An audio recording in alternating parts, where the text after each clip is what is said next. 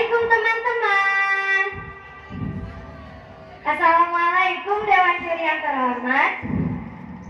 Saya Yayang Trisandrina. Saya dari SD 3 Ranto Perla. Nah, kenapa hari ini saya berpakaian seperti ini nih? Karena sesuai dengan cerita yang akan saya bawakan, yaitu tentang seorang anak laki-laki yang bernama Rohib. Cerita ini berasal dari Pulau Simeulue. Cerita ini nih teman-teman berjudul Mantiko Bakuah. Sudah pada tahu belum? Mau tahu? Dengarkan cerita saya ya. Konon ceritanya di kerajaan Simeulue sedang terjadi keributan. Raja sangat marah pada anaknya yang bernama Rohib karena telah melanggar peraturan kerajaan. Rohib sudah menghampurkan uang raja yang diberikan untuk menuntut ilmu. Tegas sekali ya Rohib teman-teman. Raja pun sangat marah hingga ingin memberi hukuman yang sangat berat untuk Rohib. Rohib, engkau anak yang sangat jahat. Ayah memberimu uang bukan untuk berfoya-foya, tapi untuk menuntut ilmu. Tubuh Rohib sangat ketakutan teman-teman. Rohib menangis. Ampun ayah, aku mohon maafkan aku. Aku mohon ayah, ampunilah kesalahanku. Tetapi raja tidak menghiraukan tangisan Rohib. Tidak ada maaf bagimu. Pengawal, cepat bawa dia, penggal lehernya. Ngeri sekali ya teman-teman. Leher Rohib akan segera dipenggal oleh ayahnya. Ayo, siapa yang bisa membantu Rohib? Kasihan sekali Rohib. Nah teman-teman, melihat raja sangat marah, permaisuri pun datang.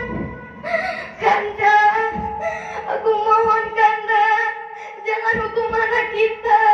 Dia anak kita satu-satunya. Aku mohon Kanda, maafkanlah dia Kanda. Aku mohon, jika engkau ingin membunuhnya, bunuhlah aku juga Kanda. Permaisuri menangis dan langsung bersujud di hadapan raja. Dan ternyata tangisan permaisuri membuat hati raja luluh. Baiklah Rohib, kali ini engkau ayah maafkan. Tapi jika engkau mengulangi kesalahanmu, ayah akan memenggal lehermu.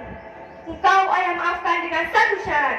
Engkau harus keluar dari istana ini dan menjadi pedagang yang hebat. Ambillah ini, satu emas sebagai modal usahamu. Rohib pun mengambil emas tersebut dan langsung keluar dari istana. Mau tahu kelanjutan ceritanya teman-teman? Oke, kita lanjut ya. Nah, saat Rohib sedang di perjalanan, tiba-tiba Rohib menjumpai sekumpulan anak-anak yang sedang memukuli ular. Dia pun berkata, "Wahai teman-teman, jangan kalian pukuli ular itu. Kasihan dia. Dia kan juga makhluk hidup. Ayolah lepaskan. Jika kalian melepaskan ular tersebut, aku akan memberikan kalian emas ini. Lihat, aku banyak emas. Cepat lepaskan." Melihat emas, anak-anak tersebut langsung melepaskan ular dan mengambil semua emas Rohib. Nah, saat Rohib melanjutkan perjalanannya, dia baru tersadar bahwa kantung emasnya sudah kosong. Aduh, bagaimana ini? Kantung emasku sudah kosong. Aduh, matilah aku. Leherku akan dipenggal oleh ayah. Aduh, bagaimana ini? Siapa yang bisa membantuku? Aduh, bagaimana ini? Begitu teman-teman. Dan tahu tidak teman-teman, saat dia sedang kebingungan, tiba-tiba datanglah seekor ular yang sangat besar menghampiri Rohib. Mau lihat ularnya teman-teman? Tapi jangan kaget ya, sebentar saya ada bawa ularnya. Lihat kemari. Sebentar ya.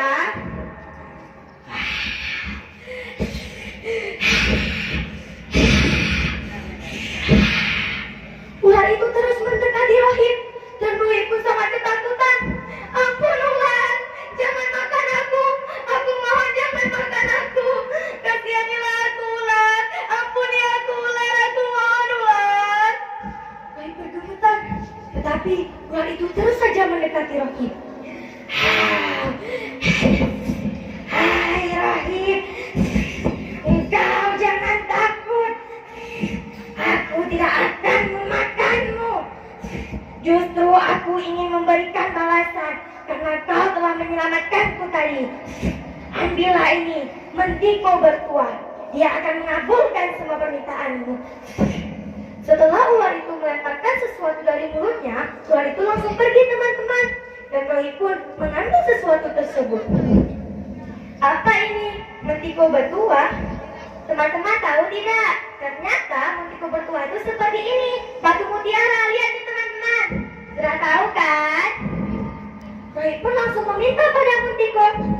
Wahai Mendiko, jika memang benar kau bisa membantuku, tolonglah aku Mendiko.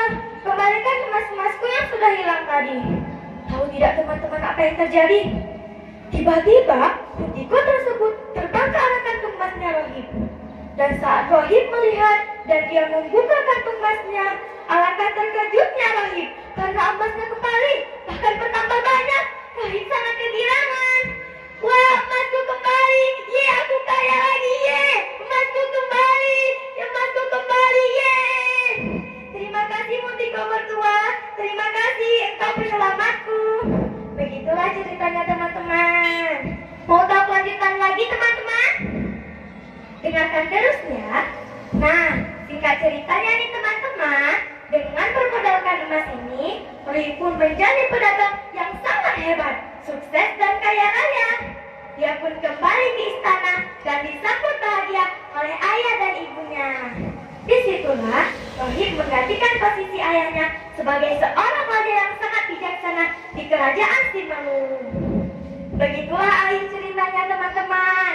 Nah teman-teman, dari cerita ini kita dapat memetik sebuah pesan. Sayangilah sesama makhluk hidup meskipun dengan hewan. Karena jika kita melakukan kebaikan, pasti akan dibalas dengan kebaikan juga.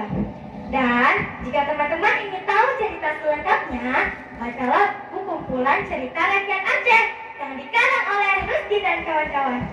Oh iya teman-teman, satu lagi pesan saya nih. Ayo dukung gerakan literasi dengan rajin-rajin membaca buku, karena buku adalah jembatan ilmu yang akan menambah wawasan kita. Terima kasih teman-teman sudah mendengarkan cerita saya. Lebih dan kurang saya mohon maaf. Sampai jumpa di lain waktu. Dadah. Assalamualaikum warahmatullahi wabarakatuh. Waalaikumsalam warahmatullahi wabarakatuh.